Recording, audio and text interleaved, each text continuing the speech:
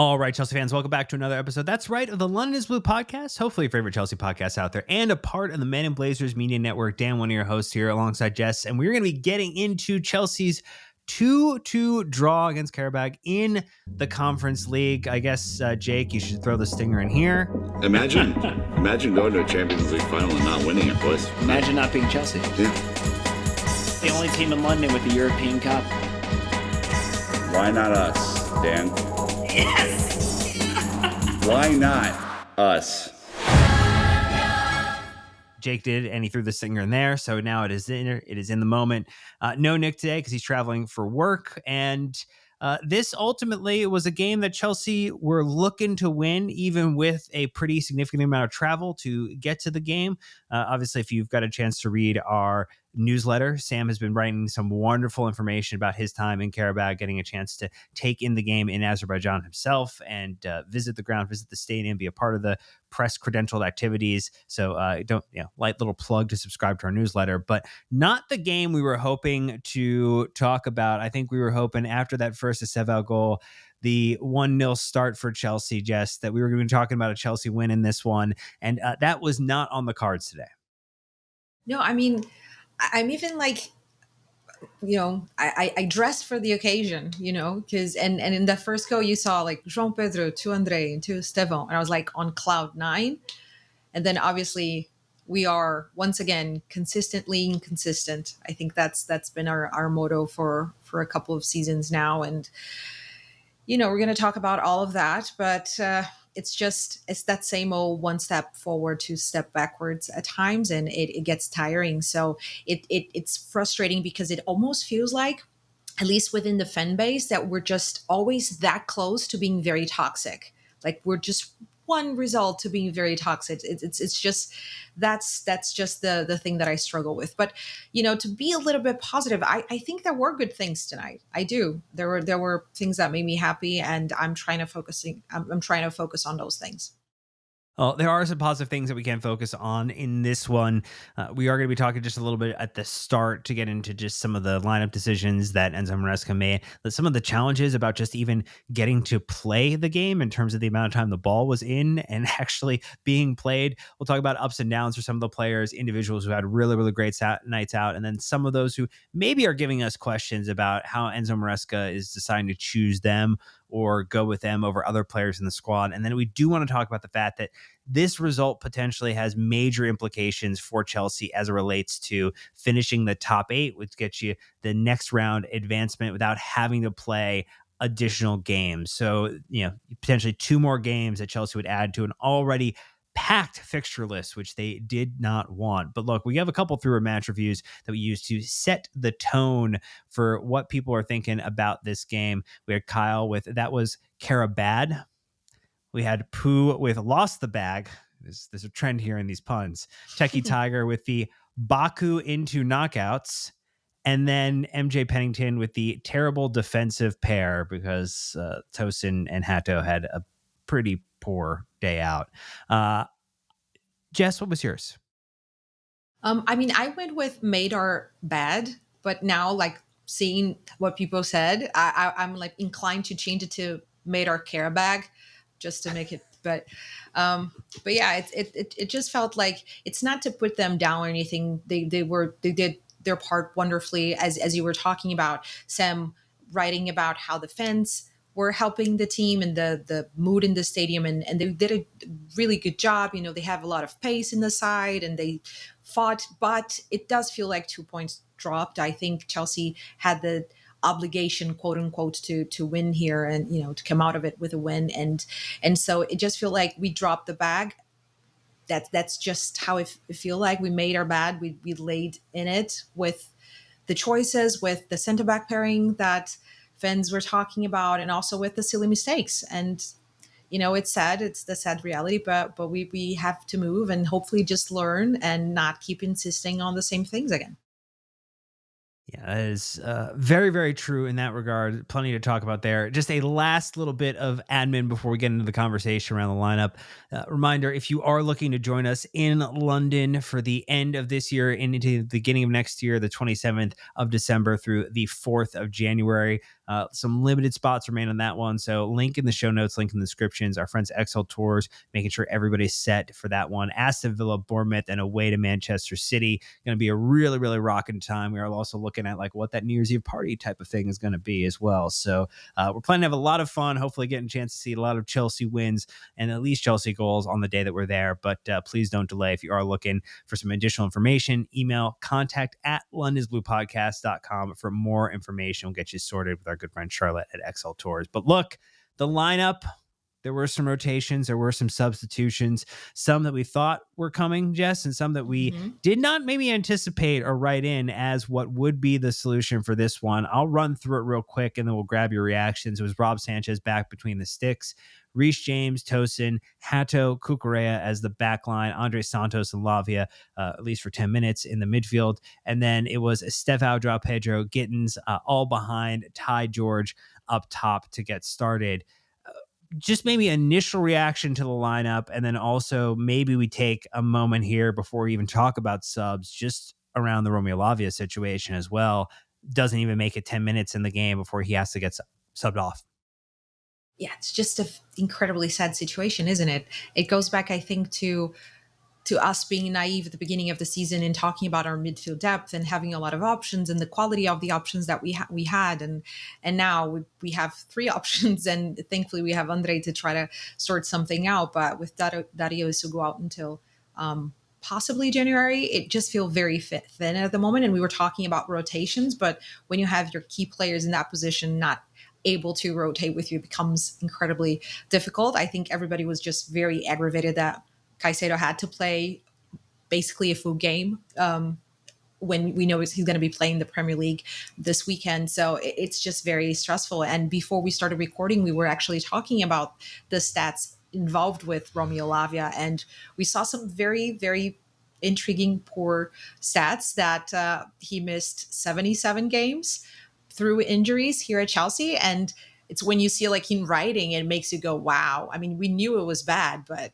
it just makes it feel that I don't know what was your reaction to that? Because when I saw it in writing, I was just like, okay, I didn't even knew it was that bad. And it didn't surprise me. Like, I guess I actually feel like the number was in the realm of reality. Like, I think it was more reaction to like oh yeah, I guess that tracks considering that he has been injured so often. I mean, he, just to kind of comment here, in the 24-25 season, he played a total of in 17 matches across 2 competitions, 12 total starts, 842 minutes so far for this season, not including today's game with the additional 10 minutes. So let's just take up to 244, 7 matches played, 4 total starts. Like that is, if he's injured now until mid-late February, mid-late December or something of this nature, because again, like we are coming up on an international break. Chelsea play this weekend and then there is the break. So maybe it is maybe something minor. Enzo Maresca was not kind of giving preface onto how long, how deep, how detailed the injury is. I think that would be an assessment back in London when they travel back to get more details. I think that it's going to be potentially very difficult for him to exceed a 20 goal game, 20 matches played at this moment. Like, I think it would be a very, very major stretch. And again, in his senior career, and this is a 21-year-old, guy, so I'm not trying to say like he's, not played, a significant amount of football. Like he's played multiple seasons played the season for Southampton before he came to us. I mean, he played 34 matches and that one 29 starts, 2,400, almost 2,500 minutes. So like he did have the availability before, but it is going to, I think, cause a conversation now, particularly these lineups, that if he's not available, if Asugo's not available, that Andre Santos and Bonanote become very, I think, critical members of the midfield rotation for Enzo Maresca as we kind of think about these lineups, particularly to get Enzo and Caicedo rest at times so that and maybe it becomes when is Reece getting pushed forward into midfield again? Gusto gets put on right back to try to rest and rotate some of the midfield pairings or midfield groupings. Yeah, and it becomes that much more impactful, doesn't it, when it comes to our center backs? Because if you're pushing Reece in midfield as an option and you're having Gusto at right back, then you thinking maybe because you have Trevor, you have Wesley Fofana.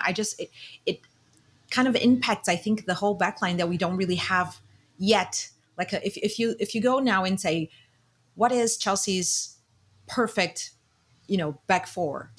It's hard to find, particularly with that center back pairing. And then you taking your best right back and putting in midfield because you don't have another Vardy there, and then you makes you go for Gusto, and it just kind of affects the whole balance. I don't know if I'm quite making sense, but it's just something that you think, oh, it's just in midfield, but it kind of impacts your whole starting 11 in a sense. And we know that Maresca likes to rotate. He did rotate a lot before this game, but my initial reaction was quite okay. I was mainly okay with the lineup. I was expecting the majority of the names. I thought we had enough to actually win the game. My only complaint was about the center back pairing, because we know Tosin hasn't been performing to the standard, to the level required.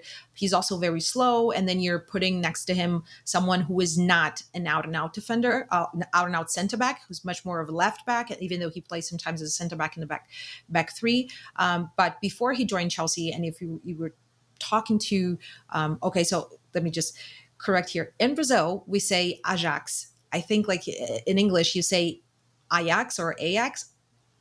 Yeah. So just so I start speaking Ajax and people won't know what I'm talking about. But yeah, so when you were talking to fans of Ajax, and they were quite adamant that he didn't really have the physicality or the body, at least right now, to play in the back four if you're playing him at center back. And then it's just, again, one of those combinations that doesn't necessarily work. And it kind of it made me feel very uneasy before going into the game. And unfortunately, it just kind of, everything happened in the way that we did not want to happen, but we were sort of expecting it to maybe not to that standard, not to that level of mistake. But I think everyone was a little bit uneasy, I think. But at the same time, I look at Maresca and the options that he has, and I sort of understand it. The one thing I don't understand is the absence of Josh. Josh has been fantastic whenever he came on, and he didn't play against Spurs.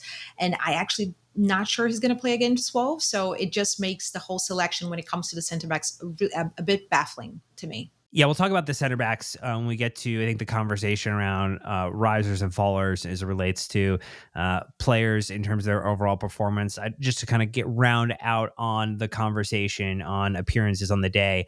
It was Moises Caicedo who came in the 8th minute to spell Romeo Lavia.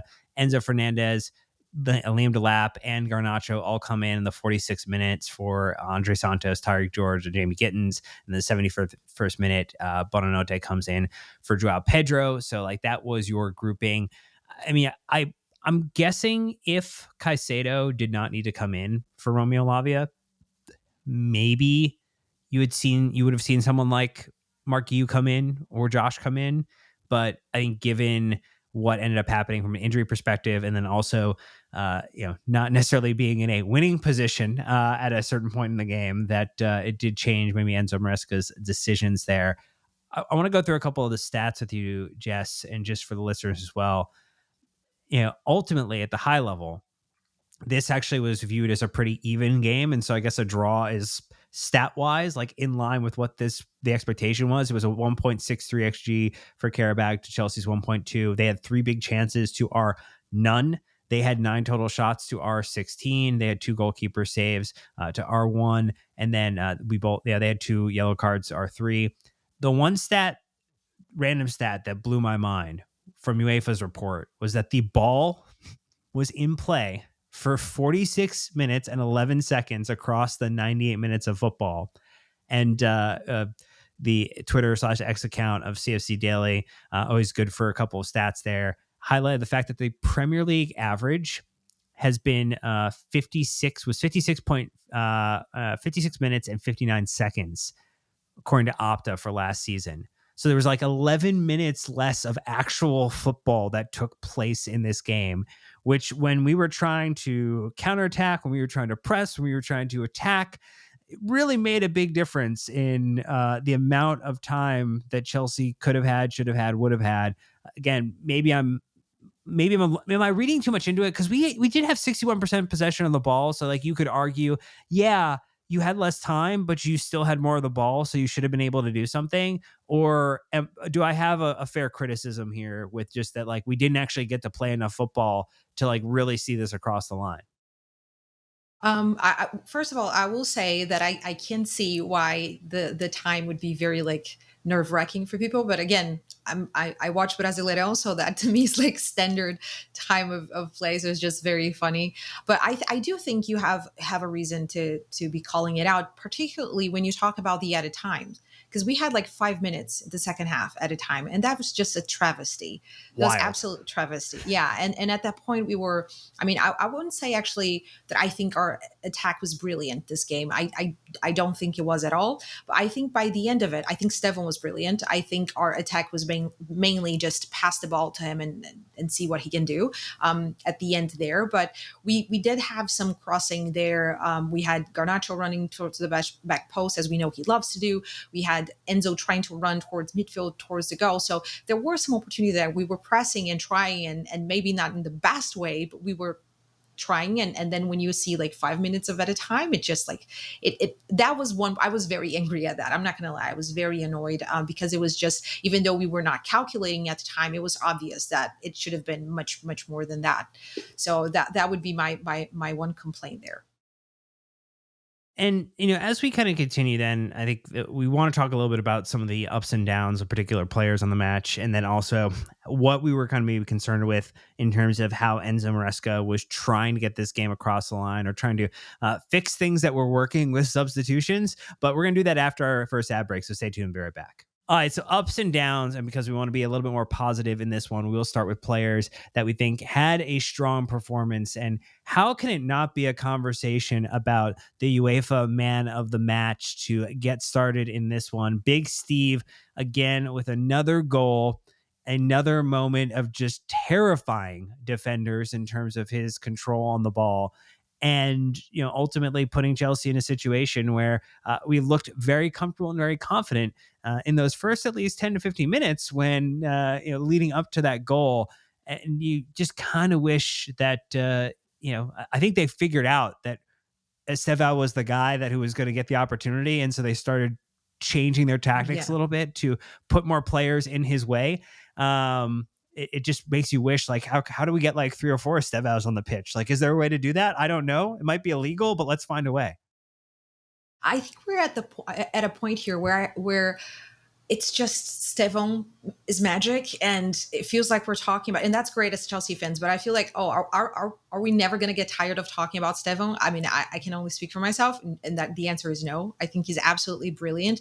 Before we started recording, there was a stat from Opta Joe that said, following tonight's goal, Steven is now the only South American player to score in consecutive Champions League appearances while aged 18 or younger. So it just shows that he is that person. There's something different about him. You need obviously the talent, the joy, the courageousness, the braveness, everything that we constantly talk about, and the way that he reads the game, the way that he positions himself is all fantastic. His potential is limitless, but you need that star quality when it comes to football, and he has that, and we are seeing it more and more the longer that he stays here. And once again, I'm just like overjoyed with how little in terms of time it took for him to feel part of Chelsea and to like adapt to the environment that he is in, not even in the most incredible dreams of success when it came to Steven being important for Chelsea. Did I think that he could adapt so quickly?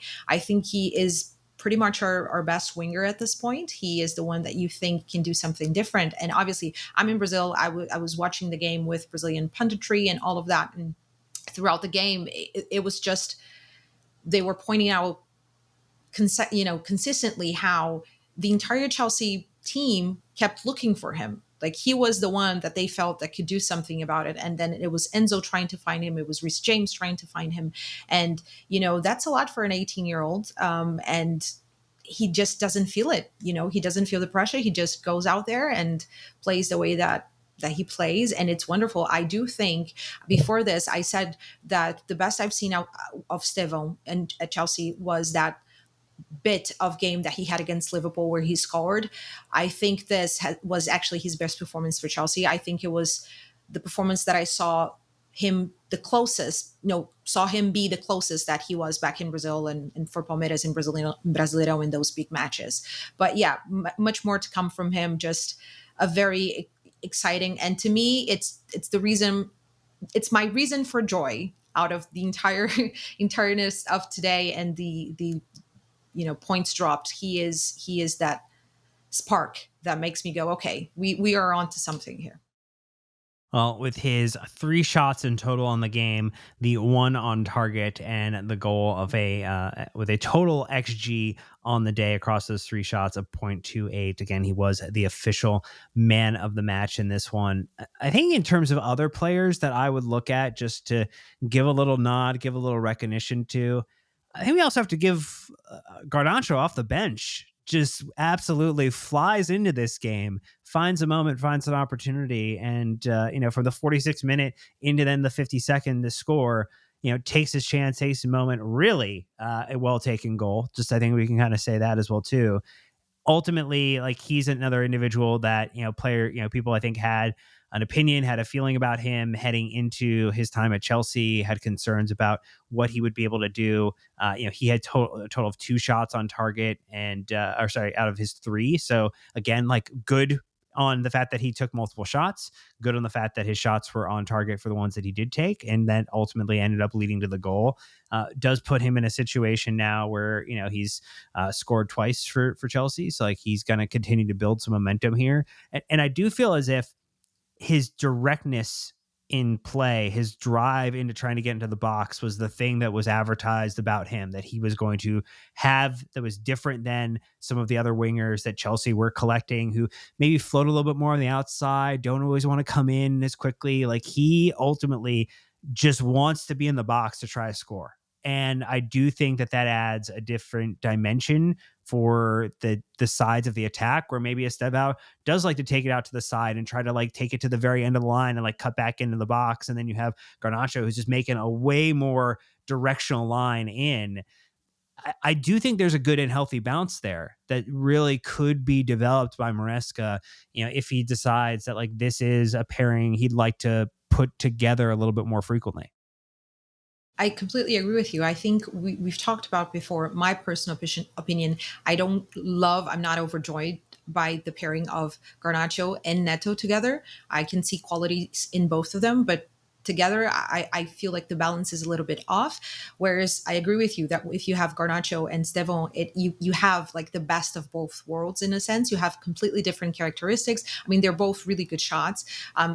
Taking for that, Garnacho go, I think we actually saw in that moment the best of him and the worst of him, because he's not that dribbler. He doesn't have that technicality, I would say, or the technical ability of Esteban or the passing. He actually tried to make a pass and it was blocked. But then you saw the best of him, which is absolutely the way that he shoots, his directness. And I saw this game, actually, I was very pleased with him, how he was tracking back, which for me, it has to be highlighted, because when he first started, it was almost like he wasn't fit for Chelsea. And, he would let, wingers and fullbacks run behind his back. And today, I actually saw him tracking back a lot, and that's an aspect of a game that I actually love to see. I know some people don't really like to point that out in wingers, but I think it's all about balance, and he adds that as well. And because our defense was all like shaky and messy and we didn't have a lot of stability, to me, it actually impacted a lot the way that he always was running back towards midfield, trying to offer cover to our fullbacks and even center backs at times. So yeah, I'm very happy with him, but it also points out the duality, I think, with him and Gittins, and the fact that, again, young players. You see Gittins have an incredible game, and then he didn't start well today. We've seen Garnacho not have good games, and then he started really well today. And I think, fortunately or unfortunately, like we like to say here in Brazil, I think it's something that's going to continue on, because that's just how young players develop. They need time, they need consistency, they need, all those things that we always talk about. So I think it's up to us fans as well to try to be a little bit more patient and to understand that right now we don't really have a starter left winger, right? We have 2 young players trying to grow and trying to claim that spot.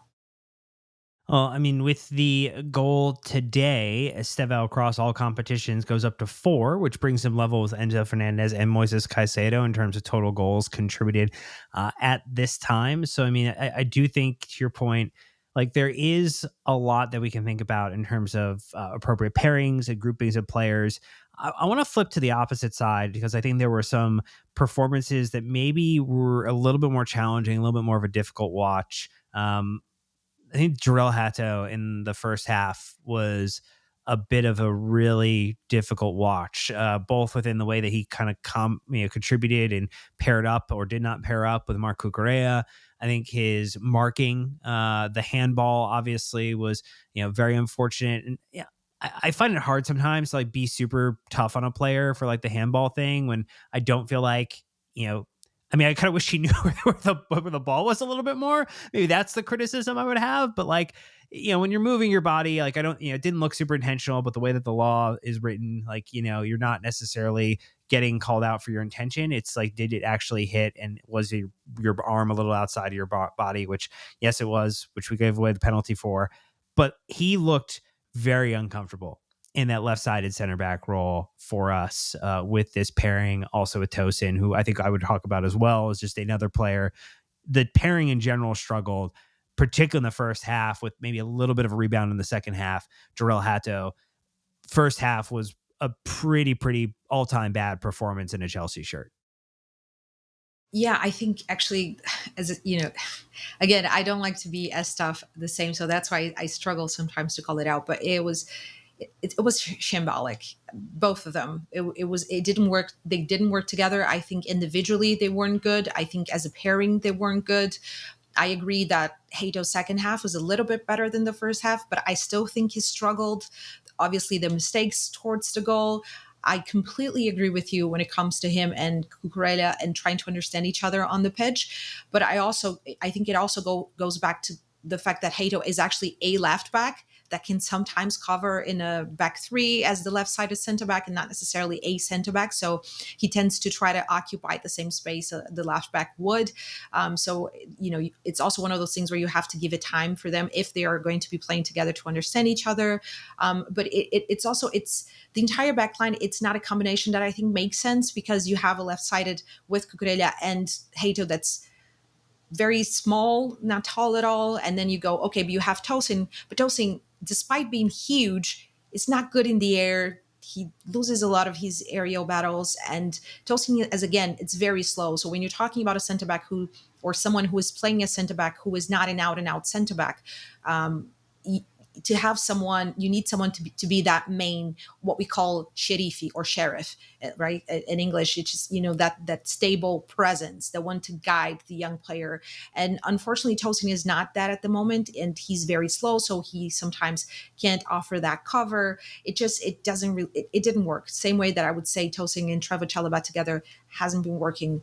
I would say Tosin and Hito is not a combination that I think a Chelsea fan wants to see anytime soon. And it is my complaint with Maresca, both in the lineup that he chose and the fact that I was very surprised that when it came second half, he didn't change anyone out of that back line.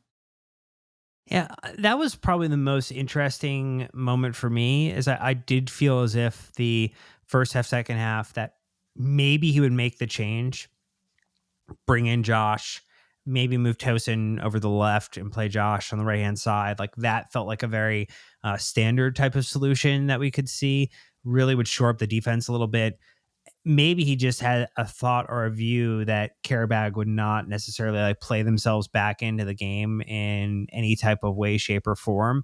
And so he would rather just go out and start scoring goals because he knew he was going to need at least two to win this one. And so maybe the question was like, well, how do I just abandon defense and go all in on an attack for the remaining 45 minutes, which, like 8 minutes of those were actually like the ball in play, where Chelsea, could go out, could have an opportunity, could potentially go out and try to win this thing.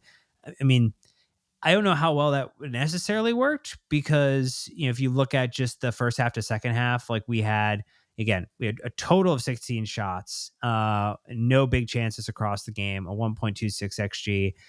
it was marginally better in the second half. We had 6 shots in the first half with 1 shot on target. And the second half, we had 10 total shots and 3 on target. So if we're saying, did Maresca's plan actually work in the second half with, hey, I need to actually put some attackers on. I need to change my attacking formation. Obviously we get the initial goal within, first 6 minutes, 7 minutes. So like you could argue that like it did kind of work. I mean, if you think about the fact that there were 5 total shots of Qarabağ in the first half, 2 of them were on target. In the second half, 4 total shots, 1 on target. I'm guessing like I've talked myself into, and I felt like it was a time like I did feel like I was calling and kind of screaming for Josh to come on, but it does feel as if the decisions he made did put us in a situation to go out and make life more difficult for Qarabağ, to put us in a situation to potentially win the game. And you could argue on another day, Chelsea walk away with this game very easily with the decisions and the way that he situated things. Yeah, I think it needs to be like a nuanced thing, because at the same time, they had chances to score and we made some silly mistakes, and Tosin gave me heart palpitations trying to press them. But it could have gone horribly wrong as well, and we could have lost at the end there. But the nuance for me was the fact that the initial mistake for me was the pairing in the initial lineup, the fact that Josh didn't start. But then as the game goes out and you lose Lavia, Andre is on a yellow card. You need, as you mentioned, the goals. And, he went with Enzo Fernandez. I think much due to Andre being on a yellow card, and the fact that you have an unstable defense, quote unquote, and you can't have like your midfielder on a yellow card on top of that. So I think that his choice was, okay, I'm going to make sure I don't have red cards, or at least I can try to protect that a little bit more. And if you go with Enzo there instead of Andre, then that limits your options, to make a substitution in center back. And some might point to Buonanotte, but if you were following Sam, if you're listening, you're following Sam, as Dan said, covering the game, he mentioned right before João Pedro actually got the substitution that he looked very tired, that he wasn't running anymore, he didn't look fit. So I think that's one that you don't, it makes sense for him to go out and to have Buonanotte. So Enzo Fernandez is the one to me that kind of blocked Josh in the sense, not on Enzo itself, but the circumstances where you had to take Andre out because of him being in a yellow card. Whereas if you had started with Josh, I don't think that necessarily would have been a problem.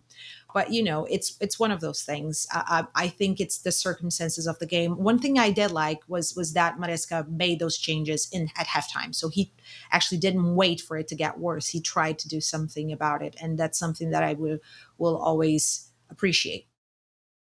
Yeah, the proactive substitution versus waiting into the 70th plus minute to try to make a change and try to win something. Definitely nice to see that he made that decision. I do think maybe impacted a little bit by the fact we had also played over the weekend and are now playing again this weekend as well too before the break. So did have to think about everybody's minutes in that regard, but good decisions there. We want to talk a little bit about Chelsea's odds now and what kind of the future looks like in the Champions League. But we're going to do that after this last ad break. So stay tuned and we'll be right back. All right. So the thing to keep in mind now is that Chelsea, with the result in this game, are currently 12th in the updated, group table that we have here. Ajax still on 0 points with a negative 13 goal difference. Real rough time to be a fan of that team. The top of the table is Bayern Munich at 12 points. So it's 12 points for the first 3 teams: Bayern, Arsenal, Inter Milan. Man City in 4th place on 10 points. And then you have a group of 9-point teams, 5th through 9th. That's Paris Saint-Germain, Newcastle, Real Madrid, Liverpool, Galatasaray. And then 8 points, 10th place, Tottenham. And then the 7-point grouping, which is teams 11th through 16th. And that includes Barcelona in 11th, us in 12th, Sporting in 13th, Dortmund 14th, Qarabağ 15th, and then Atalanta in 16th. Here's the big problem with this. It is just now going to be extremely difficult for Chelsea to get the points that they need to be in a top 8 position in this table, which top 8 is you do not have to play potentially two more games to get into the true knockout phases of this competition. So what we should consider are like the actual Jess, is that Opta's analyst stats kind of go through what they think the expected points are for teams in this grouping. And so they said, like, hey, they think that Arsenal, based upon the points that they've achieved now and the games that they have left remaining, that they will pick up at least another 8 points, which will put them, to finishing first. And again, we have 4 more matches. We've got Barcelona, Atalanta, Paphos, and Napoli. So we've got those as our 4 left remaining. So 12 maximum points on the 4 left. They're saying that they think Chelsea, Opta does, would get up to 14 points with the remaining games that we have. So it'd be 7 more points out of 4 fixtures. The challenge is that they put that also with us being Barcelona being at 14.8, Newcastle being 14.7, us being 14.10. They do think that Tottenham will fall down off the position they are on the table right now, 13.94. It effectively makes the Barcelona game, it was already going to be a super important game. It is now like the must win game here, and effectively like a 6-pointer. If Chelsea don't win that game, you can absolutely 100% consider it you are going to have to play those 2 extra games at minimum. If you draw, it's kind of you still wish you would have won. And if you lose, if you do win, you are in a much better position. You're still going to struggle, I think, to get top 8, but you're at least making a better case for it than if you were to draw or lose the Barcelona match. Yeah, I think when we saw like the grouping of Chelsea before we started playing the games, we knew we had one of the toughest groups at that stage, and so it would always be hard to make it in the 8. But we always believe, as you mentioned, it is highly unlikely now that we finish in the top 8, but unlikely doesn't mean impossible. So I'm going to believe until the end that we can do Perfect. it. Yeah, we have to. But you absolutely right about, Barcelona, the fact that they also didn't win today. It's now a must-win game, I think, for both clubs. So I'm expecting a very hectic game. Barcelona playing with a very high, like a very high line. So it's going to be chaotic and interesting for sure. Prepare your hearts. But it is a must not lose. We absolutely cannot lose that for our, to qualify to the next round. I think we have to look at, you cannot lose. And if you want to have a chance of finishing in the top 8, then it becomes an absolute must win game. And I will say right now, I believe we can do it. Don't ask me how. I love it. Yeah, it's the optimism. It just, when everything starts falling down, I think I become more like positive. It's like, it's Chelsea. We thrive amid chaos, and we're just we're gonna do it. I mean, nothing is more Chelsea than saying, hey, we go play Qarabağ and we end up drawing, but then we go play Barcelona, and just because of the name, because of the history, we actually like flip the switch on and we play at a level that is absolutely unreal for a night. And we're like, oh yeah, that is actually the caliber of football we are capable of playing. Thank you very much. I would not put it past us either to go out and get the job done if that were the And case. Nick is like, not at here. least Nick is not here to say we're crazy, so we can't be as he's not crazy as we want. he's not here to anti why not us, that's for sure. We look forward to that. As of right now, it would be again, we're 7 points from the 4 games. Barcelona, Atalanta, Paphos, Napoli left.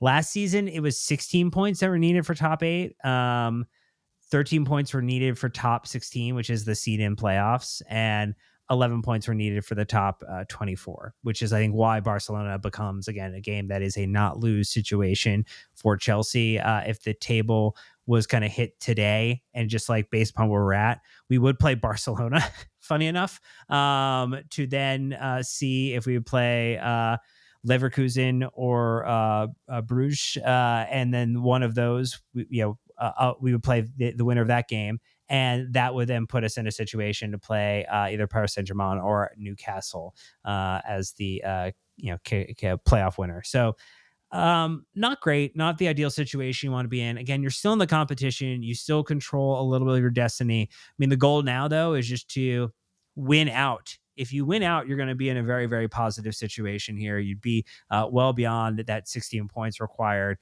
But if you don't, you're going to be in a much, much better situation if you can at least get the Barcelona win and then take one or two of these other teams to a very easy win.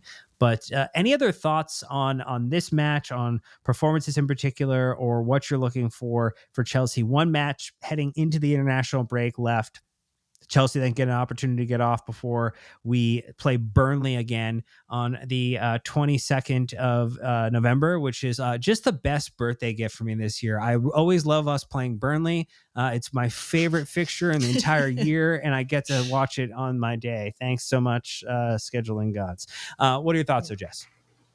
One thing I would say that I liked watching, even though it was for a short amount of time, was one thing that we were waiting to see again, and we got to see, which was João Pedro and Liam Delap. Just his runs, if he times it a little bit better with Liam Delap, obviously he's coming back from injury and then the red card and all of this. So he doesn't look the best version of himself, but just seeing how they work together, it makes me hopeful, and something that I think I want to see more of, and not just me. I would say the majority of Chelsea fans want to see more of. The other thing I would point out that I absolutely adore, and I have to point out because, as I said, I'm ready for the occasion. I'm dressed for the occasion. It was the first goal, just how Andre occupied the space that João Pedro left there and just gave that pass to Esteban. That was absolute perfection and beauty, and something that I want to see more of. But yeah, so, small positives, even though I don't think João Pedro was incredible, he didn't shoot sometimes when he needed to shoot. That was also a small positive for me, because he at least started looking a little bit more like the player that we know that he can be, and the way that he moved, the understanding himself, and he's understanding with Andre in the first half, and then with Delap when he came on, were small positives that I'm taking, and hopefully we'll see that more in this weekend. Yeah, it did not have any shots. So just if we're kind of thinking about the criticism that people had about him prior to the last game, was that he had gone a pretty significant amount of time without just any type of shot volume or scoring a goal.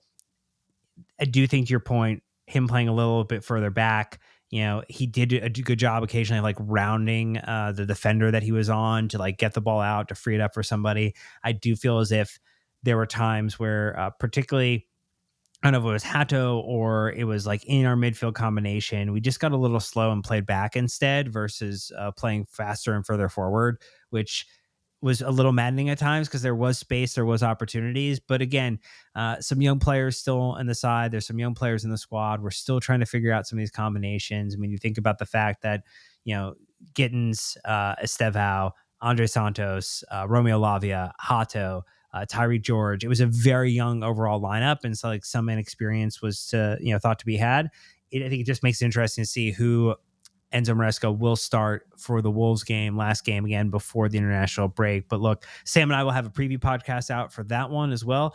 Even though we've just played Wolves recently, we have to take a little bit of a different take on this, particularly as we think about what it means pre-international break. We also have our Wolves match review, and then also some Chelsea women's content coming your way during the international break. Again, if you'd like to support the podcast, 5-star reviews on Apple Podcasts and Spotify are always appreciated. You can subscribe on YouTube. You can hit the bell icon to get notified. Like and comment on the videos. Let people know. Just say thanks to Sam for all the wonderful work he did covering the game in Qarabağ and is in Azerbaijan. It was really, really awesome. And you can also join in our Discord community in a free paid capacity. Sign up to that free weekly newsletter, the London's Blue Dispatch. And again, if you're interested in the trip, contact at londonsbluepodcast.com or click the link in the show notes for more information. But that's going to do it for this one. So thank you so much for listening from Jess and I. Until next time, Chelsea fans, you know what to do. Keep the blue flag flying high.